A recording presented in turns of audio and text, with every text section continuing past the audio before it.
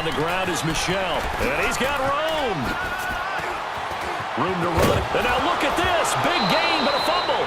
But fortunately, he's able to recover his own fumble, or that could have been trouble. All I can say about this play is that someone's living right. I mean, he's trying to gain yardage, trying to get upfield. Ball comes free. What's that panic that we've talked about oftentimes that you feel when you lose the ball? You can sense it. Oh, you can sense it. And somehow he got to it and was able to recover it for his squad. Just a yard on the first down carry, so it's 2nd and 9. Well, with the fumble he had earlier, we know how key keeping the football is here. That fumble earlier probably at the forefront of his mind. Just hold on to this thing. It's also at the forefront of the mind of the guys who are trying to get the ball from him. And since they've seen him drop it on the ground before, they're doing everything possible to have him do it again. They need that turnover. They run a draw here on 2nd down. And he'll get it down inside the 20 to the 18-yard line. A good run as he works his way for 9 that time, and it'll leave him with a 3rd and just a few inches. The battle in the trenches never more important than right now. This is 3rd and inches. They'll try and run for it. Here's Michel, and he's going to have a first down here as he gets this one to the 17-yard line. Officially a gain of just a yard there, but they do convert on 3rd and inches. Coming up to the line, and they will need to run another play here before the 2-minute warning. A give to Michel running right, and he'll wind up losing yardage here back at the 21-yard line. And now, defensively, they're going to burn their first time out. Remember, they get an extra time built in coming up here shortly at the 2-minute warning.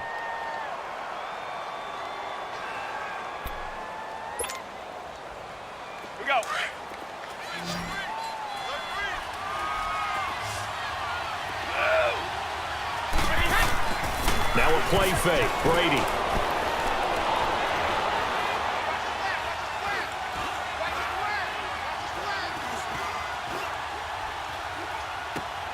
The throw left side, complete to Hogan. And he'll go down here at the 12-yard line. Time for a break. We'll come back, see what transpires after this. New England on 3rd down. They've been okay, 2 for 3 thus far. This is 3rd and 4. And they'll try the ground game here with the running back. Just a 1-yard pickup there, and it'll be 4th down. And whistles, and we're going to have another stoppage of play as they call the timeout on defense with 1:53 left. So on 4th down, out trots the kicker in a big spot here. And Gostkowski's kick is good. And that'll open the lead up to a touchdown now at 13-6. From a defensive perspective, though, I think maybe they're saying, hey, we did what we needed to do, kept this a one-score game. Yeah, without a doubt, because they were able to bleed some time off the clock, right? Put themselves in a good position, but it's not out of reach yet, okay? Being able to hold them to a field goal means that they do have a chance to come back and win this game. Atlanta now coming out on the field. Hey, let's go. Hey, Sam.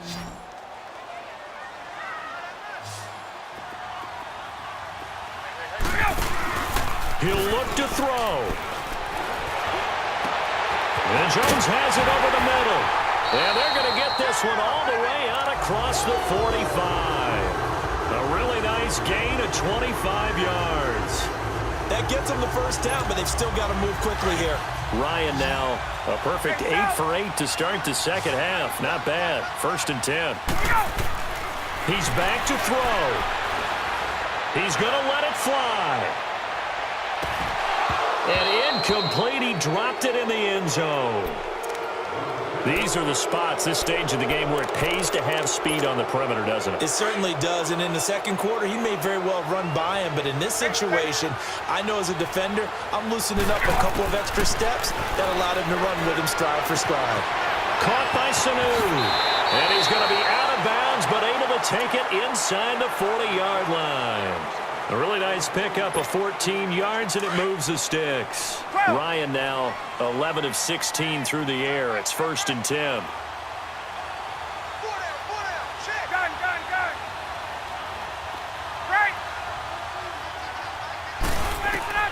Back to throw.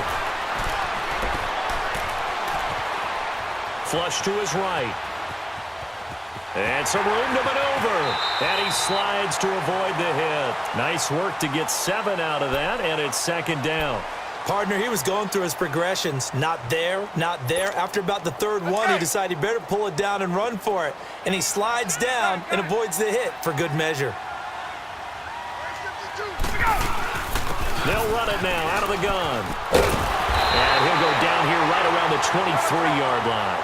8 yards on the pickup there, and it moves the sticks. First down now, but the clock continues to move.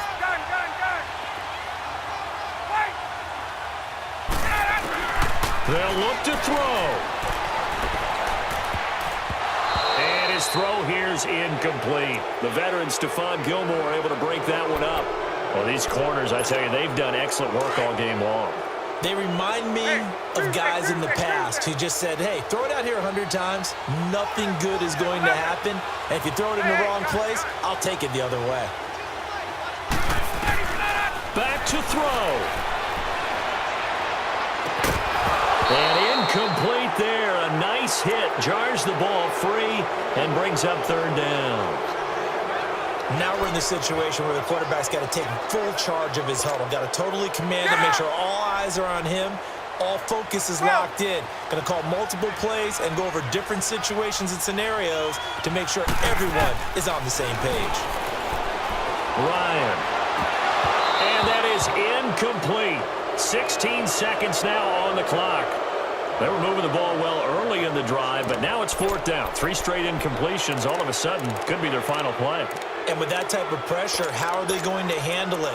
What do you call in this situation?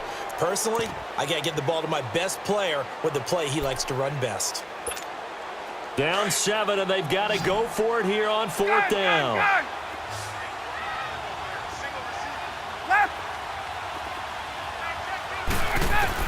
As expected, they're going for it to keep the drive alive. He's got Sanu. And a timeout coming in. This will be their final one with 10 seconds remaining. Tell you what, he's been able to put the ball in some tight spots all game long. That throw, no different. Yeah, a lot of people would call it a gutsy type of a throw. I think he looks at it as, I can do it, so it's not that big of a deal to me. I'm going to keep firing. And that'll be incomplete with just 6 seconds left on the clock. Austin Hooper, the tight end, was the intended target. And now it's second down. Defensively now, one more play to stop. What are they looking for? You want to take away their number 1 running option that you've scouted and take away their number 1 receiver and see if someone else can beat you.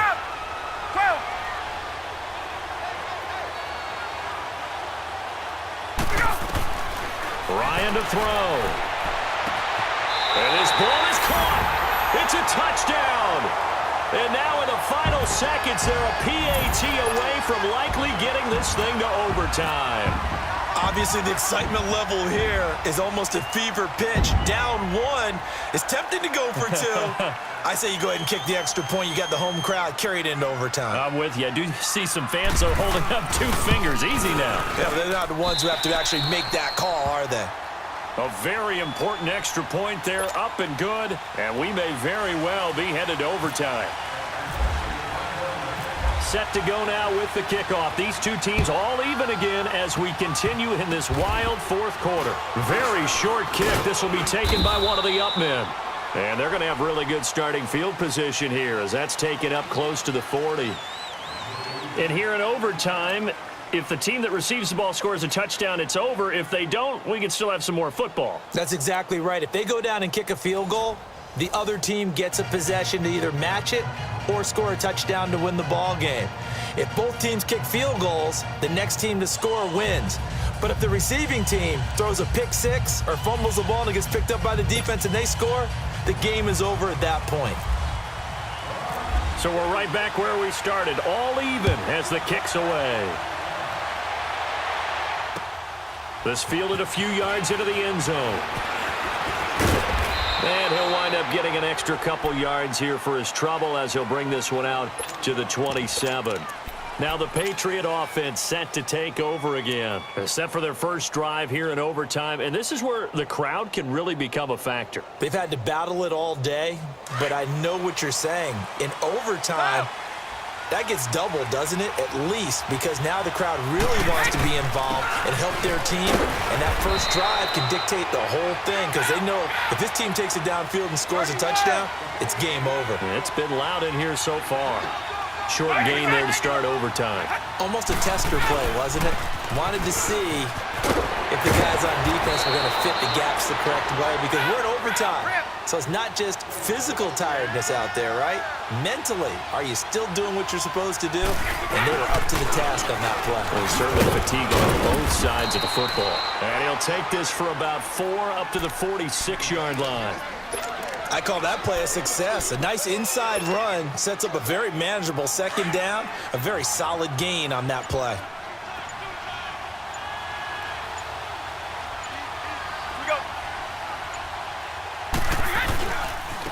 And they'll try Michelle here running on the right side. Finding room inside the 40. And finally taken down at the 35-yard line. That good for 19 and a first down. They go with the ground game, pick up the first, now in plus territory. And that changes the whole mentality of a play caller, doesn't it? Once they cross the 50, they feel like they're in the strike zone. All right? You don't have to be in the red zone to take those big shots downfield or go after the end zone. Right now, that might be available to them. And now this first drive in OT continues. They've had some success here in overtime on this opening drive running the football. Right back to that well. And why not? When you have that kind of success, make them stop you. And until they do, keep going back to that well you just spoke about. I think there's more water there and available to them. Officially no gain on the play, and they're left with a 3rd and 8.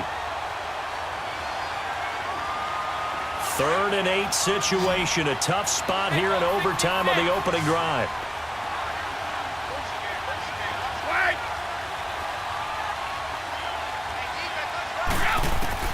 First throw of overtime for Brady. A bullet throw, but incomplete. Another nice job there defensively. They've really stymied their passing attempts, and it continues in overtime. And for them to do that, that means they've had to be cohesive on defense. Pressure in the quarterback's face.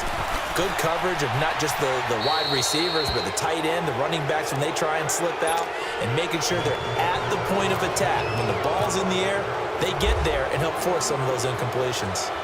They're able to put 3 on the board here on the opening drive of OT, and now up to their defense to try and see if they can hold this one. I like how you framed it up because obviously this game is not over, right? They go down and kick a field goal, then we head to sudden death. But if the defense can hold, take the ball away, turn it over on downs, this game's over.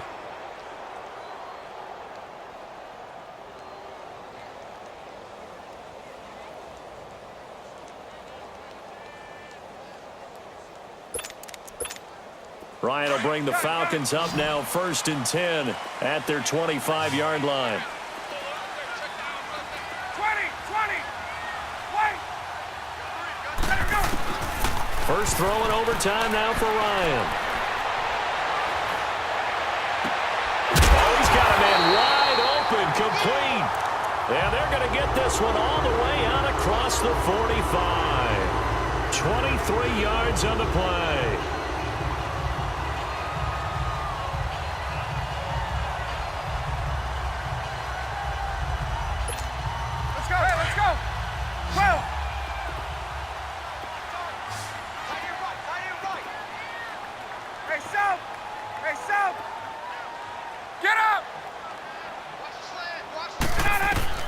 Throwing now, Ryan on first down.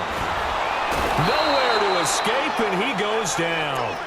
Defense went 3-4. They got some push from the inside. And this is something in a 3-4 you don't normally get because the nose tackle who got the sack, he's usually responsible or ends up getting double-teamed and sometimes triple-teamed. How about him working his way back and putting the big guy on the ground? On second down, Ryan. Trying to lay one up deep. Oh, it's intercepted. That'll seal it. Devin McCourty picks it off.